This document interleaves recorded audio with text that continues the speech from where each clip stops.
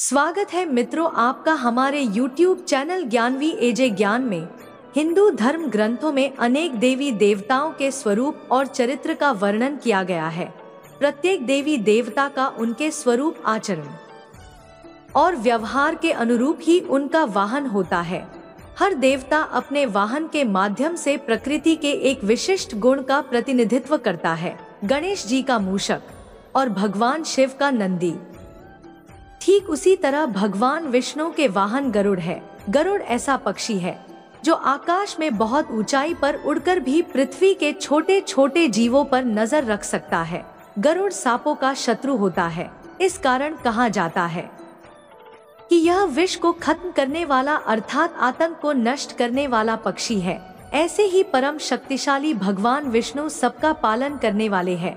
उनकी नजर प्रत्येक जीव पर होती है। विष्णु जी के वाहन से सदैव अपनी दृष्टि बनाए रखने एवं जागरूक बने रहने की प्रेरणा मिलती है। धार्मिक ग्रंथों के अनुसार गरुड़ की मां का नाम विनिता था, जो प्रजापति कश्यप की पत्नी थी। गरुड़ एक विशाल, अतिबलिष्ठ और अपने संकल्प को पूरा करने वाला पक्षी था, जिसे भगवान विष्णु से अमृतत्व मिला था।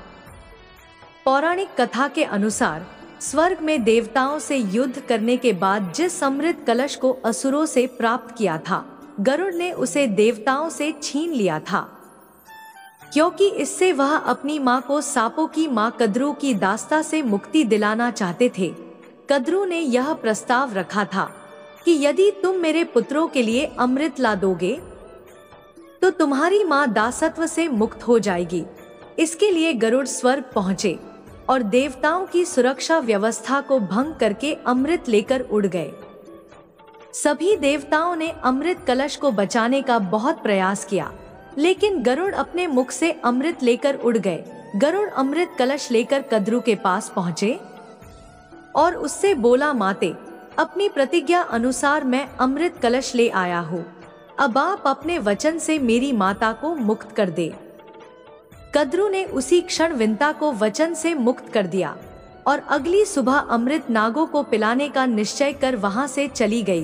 रात को उचित मौका देखकर इंद्र ने अमृत कलश उठा लिया और पुनः उसी स्थान पर पहुंचा दिया। दूसरे दिन सुबह नाग जब वहां पहुंचे तो अमृत कलश गायब देखकर दुखी हो गए। उन्होंने उस कुश को ही जिस पर अमृत कलश रखा था चाटना आरंभ कर दिया, जिसके कारण उनकी जीभ 2 हिस्सों में फट गई।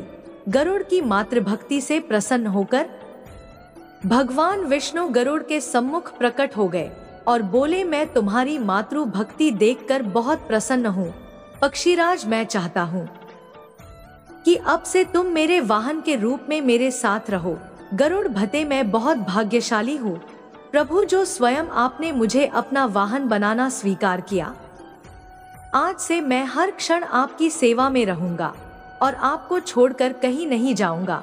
इस तरह उसी दिन से पक्षीराज गरुड़ भगवान विष्णु के वाहन के रूप में प्रयुक्त होने लगे। दोस्तों, कहानी पसंद आई हो तो हमारे चैनल को सब्सक्राइब जरूर करें। धन्यवाद।